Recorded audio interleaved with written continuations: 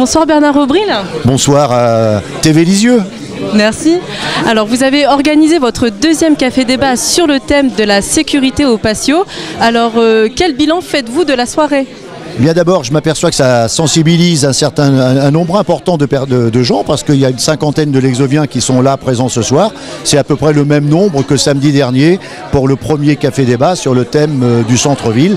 Donc ça veut dire que c'est suivi, que les gens ont envie de participer à la vie, à leur vie, à leur quotidien et même y contribuer. C'est pas seulement y participer, c'est aussi y contribuer, apporter leur critique, certes, mais la critique elle est positive et négative. Donc il y a les critiques négatives, puis il y a aussi des propositions. Et c'est cela qui est important et c'est en cela que nous avons tenu à dire que ces cafés-débats, c'est écouter les Lexoviens pour qu'ils construisent eux-mêmes leur projet pour Lisieux. Donc ce soir, les échanges ont été constructifs, c'est bien ça? Oui, très constructifs. Les gens faisaient des propositions, très peu de remarques. Les remarques, c'est des constats de ce qui se passe autour de chez eux, une poubelle qui brûle, les voitures qui vont trop vite. Mais ça, c'est le quotidien. Mais par contre, il faut des propositions intéressantes sur la prévention, sur le Lexobus, par exemple, pour diminuer le nombre de voitures, l'éclairage public à améliorer dans certains quartiers, on en est conscient. Mais c'est bien aussi qu'ils en soient, eux, conscients. Ça veut dire que nous ne sommes pas à côté de la plaque. Ça veut dire que nous sommes exactement là pour répondre aux souhaits des Lexoviens. C'est aussi pour nous conforter dans nos choix. Et puis si on a oublié quelque chose, eh bien on l'ajoute. C'est ça l'échange. L'échange, c'est le partenariat. Et depuis que je suis élu, j'y tiens beaucoup. C'est ce que j'appelle la démocratie participative. Dans tous les quartiers, nous avons des délégués de quartier, des réunions de quartier. On échange, on regarde ce qui va, ce qui ne va pas. Quelle solution on peut y apporter, en sachant que vous avez bien entendu, parce que vous étiez avec nous et parmi nous, ce que souhaitent les gens, c'est qu'un accent soit mis sur la prévention, très peu sur la répression. Augmenter le nombre de caméras de vidéoprotection, ça paraît normal, c'est ce que nous souhaitons faire. Le système actuel permet d'en mettre 64, donc on peut y aller.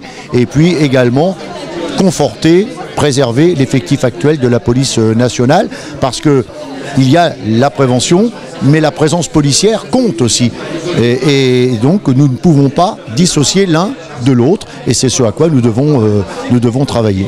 Alors quelles seront les prochaines dates de ces cafés débats et quel thème allez-vous aborder?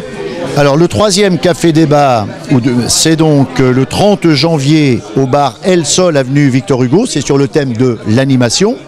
Le quatrième, ce sera le jeudi 6 février à 20h, ce sera à la salle Mozart à Hauteville. Pourquoi salle Mozart à Hauteville? Parce que le thème, ce sera justement Hauteville et la rénovation de Hauteville. Et le 13 février, un cinquième café débat au bar L'Étape dans le centre-ville sur le thème de l'emploi à Lisieux. Et je crois qu'on va certainement en ajouter un pour les associations et peut-être un spécifique aux jeunes. Mais peut-être les ferons-nous à la permanence pour essayer de changer un petit peu d'ambiance. Alors pour en revenir aux échanges avec les Lexoviens, nous dans le cadre de TV Lisieux, nous avons mis en place une émission qui s'appelle Face au public. Oui. Je ne sais pas si vous avez eu l'occasion de voir la toute première que nous avons effectuée. J'en ai vu quelques images, mais j'ai pas eu le temps de regarder parce que c'est 35 ou 40 minutes. Donc j'ai dit, j'ai pas le temps, il faut que je regarde ça quand j'aurai le temps.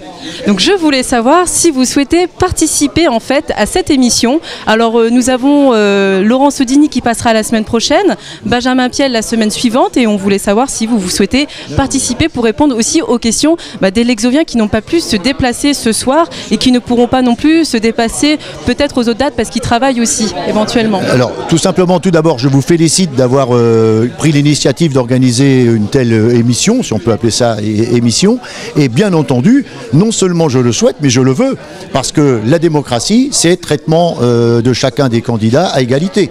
Donc oui, je veux. Maintenant, il reste une date à voir, et puis il n'y a aucun problème, je serai avec vous, et ravi de l'être, parce que je serai à l'écoute des Lexoviens, une fois de plus, comme je le suis tous les jours. Et pour finir, nous organisons aussi pour la première semaine de mars, mais la date n'est pas encore établie, un débat avec tous les candidats et sur tous les thèmes que vous aurez tous abordés jusqu'à aujourd'hui en fait.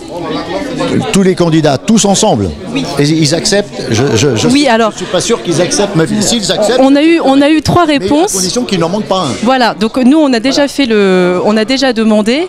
Et les trois participent, sont d'accord pour participer. Maintenant, il ne reste plus qu'à avoir votre réponse à vous. Ah ben, ma réponse à moi, elle est oui si les autres sont oui. Oui. Parce que sinon, il n'y a pas de débat. Il ne faut pas qu'il en manque un. Voilà. Parce qu'après, ça devient du favoritisme ou du parti pris. Et comme je suis un démocrate et un républicain, je souhaite qu'il y ait un traitement équitable de tous les candidats. Donc si c'est tous oui, j'y vais. S'il en manque un, je n'y vais pas. Voilà. Eh bien, merci bien. Bonne soirée. Et puis, au prochain Café Débat. Eh bien, au prochain Café Débat, ce sera un plaisir de vous y voir parmi nous.